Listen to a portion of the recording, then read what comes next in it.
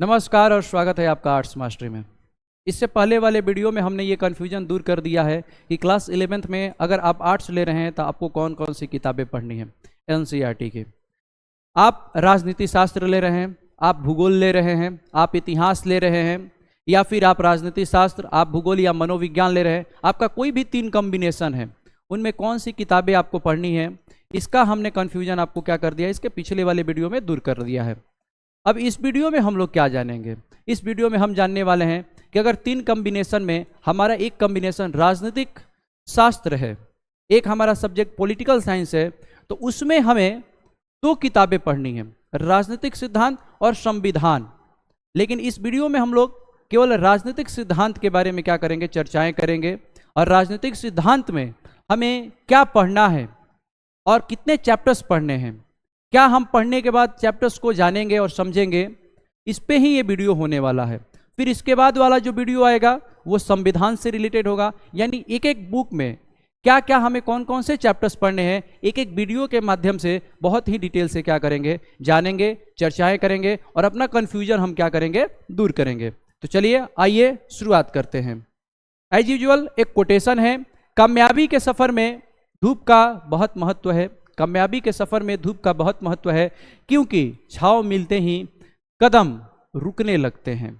जी हाँ दोस्तों, अगर आपके जीवन में बहुत सारी समस्याएं आ रही हैं तो उन समस्याओं को पॉजिटिव पॉइंट ऑफ व्यू से देखिए और उन समस्याओं को अपना सीढ़ी बनाइए ताकि आप अपने गोल तक पहुंच सकें।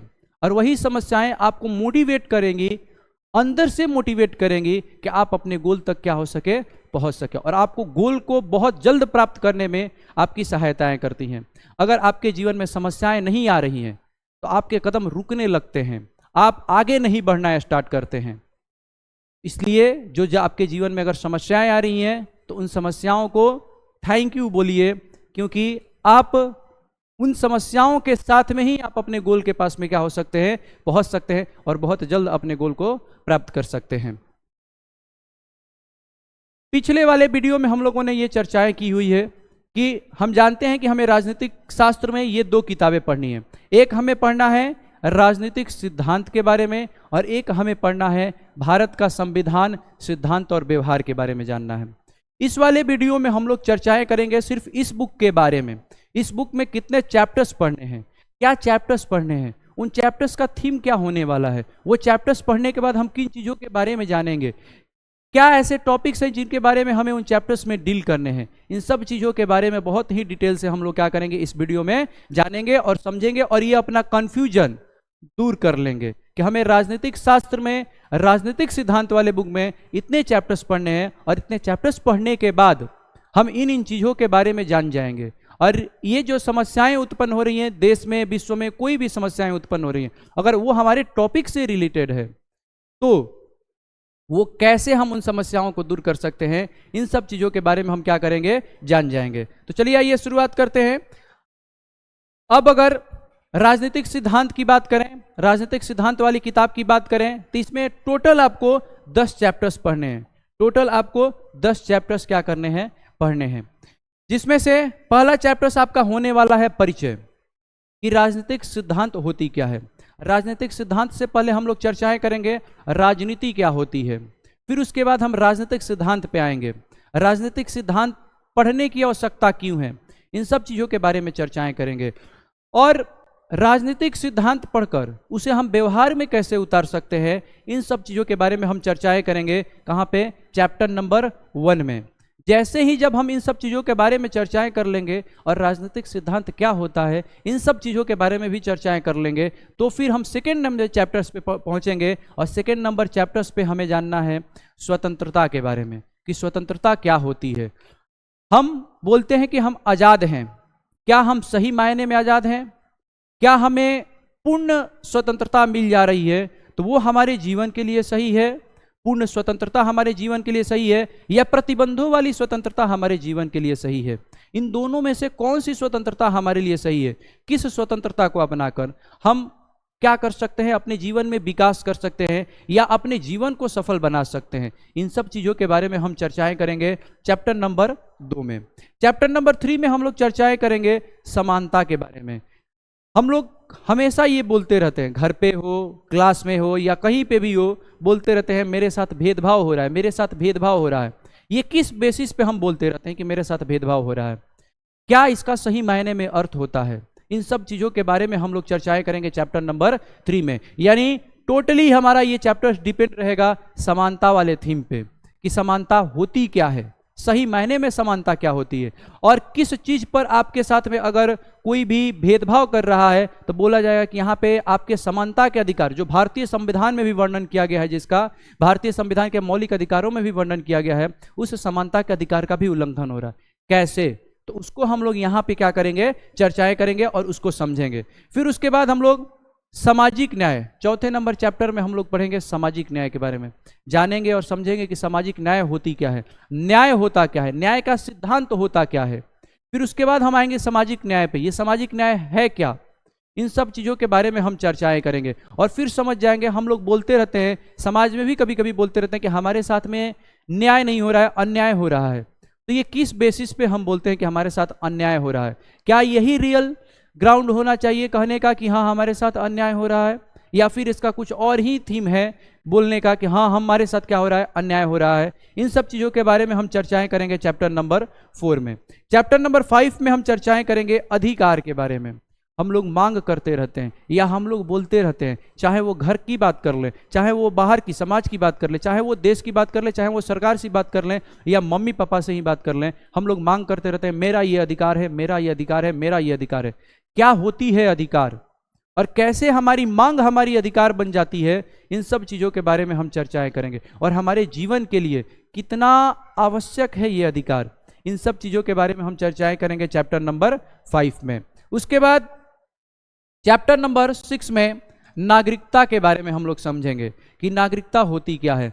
आज अगर देखा जाए तो अमेरिका के जो राष्ट्रपति है, वर्तमान राष्ट्रपति है, डोनाल्ड ट्रंप भी है, उन्होंने भी नागरिकता वाली जो पॉलिसी है अपनी, बहुत सारे उसमें जो नागरिकता वाले एक्ट है उनमें बहुत सारे उन्होंने बदलाव किया।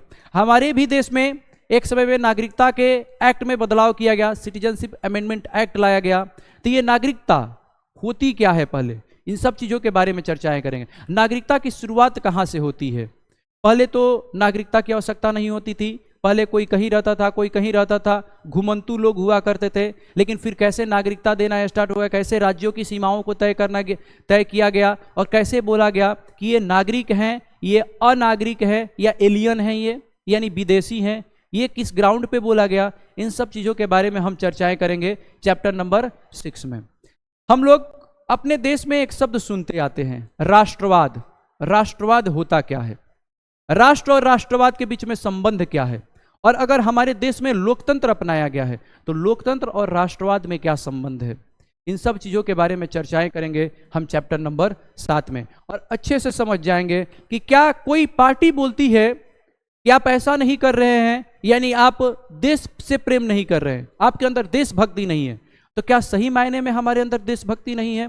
इन सब चीज़ों के बारे में हम चर्चाएं करेंगे और ये कन्फ्यूजन टोटली आपका दूर हो जाएगा अगर चैप्टर नंबर 7 आप पढ़ते हैं बहुत ही डिटेल से, अच्छे प्रकार से। तो उसके बाद चैप्टर नंबर 8 में धर्मनिरपेक्षता। हम लोग जानते हैं कि हमारा जो देश है धर्मनिरपेक्ष है। हमारे यहाँ जितने सारे, जब विभिन्न संस्कृति विभिन्न धर्म अगर एक देश में दिखाई देते हैं तो आपको वहाँ पे धर्मनिरपेक्षता अपनाया जाता है, या शायद हो सकता है वो देश धर्मनिरपेक्षता ना अपनाए, लेकिन हमारे यहाँ के जो दूरदर्शी नेता हुआ करते थे उन लोगों ने धर्मनिरपेक्षता को अपनाया और कहा कि यहाँ पे सारे धर्मों का जो लक्ष्य है एक ही है, इसीलिए हम क्या अपनाएंगे, धर्मनिरपेक्षता को अपनाएंगे, यानी भारत में सभी धर्म एक समान हैं। तो क्या ये जो थ्योरी है अभी एप्लीकेबल है या नहीं है? क्या धर्मनिरपेक्षता धर्म के खिलाफ हो जाता है या नहीं होता है, धर्म का विरोध करता है कि नहीं करता है? इन सब चीज़ों के बारे में हम लोग चर्चाएं करेंगे। और धर्मनिरपेक्षता होती क्या है, कहाँ से इसकी शुरुआत होती है, फिर भारत में कैसी आती है, क्या ये अंग्रेजों की कोई चाल होती है या अंग्रेजों की थोपी गई कोई परंपरा या सिद्धांत हो सकता है धर्मनिरपेक्षता? इन सब चीज़ों के बारे में हम चर्चाएं करेंगे चैप्टर नंबर 8 में।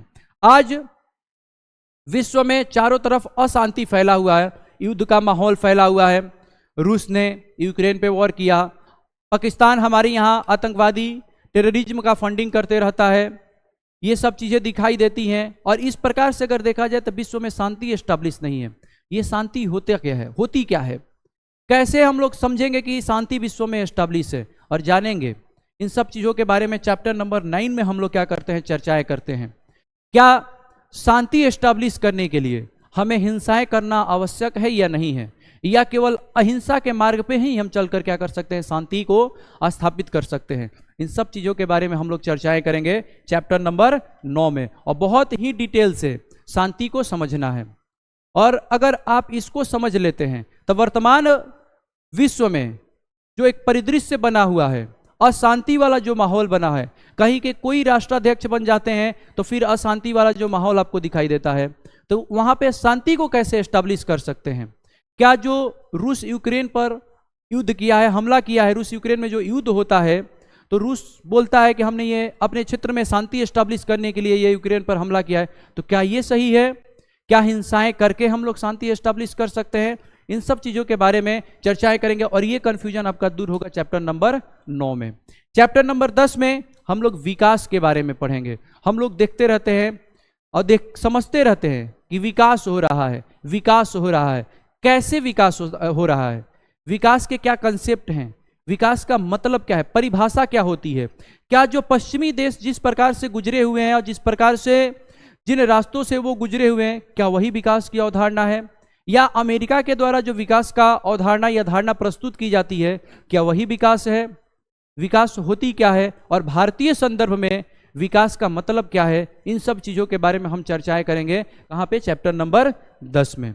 ये टोटली 10 चैप्टर्स हमें पढ़ने हैं राजनीतिक सिद्धांत वाले बुक में, और ये 10 चैप्टर पढ़ते हुए इन सब टॉपिक्स को हम लोग डिटेल से डील करेंगे। और बहुत सारे जो आपके मन में अब कन्फ्यूजन उठ रहे होंगे, उन कन्फ्यूजन को भी हम लोग क्या करेंगे, ये चैप्टर्स पढ़ते समय दूर करेंगे।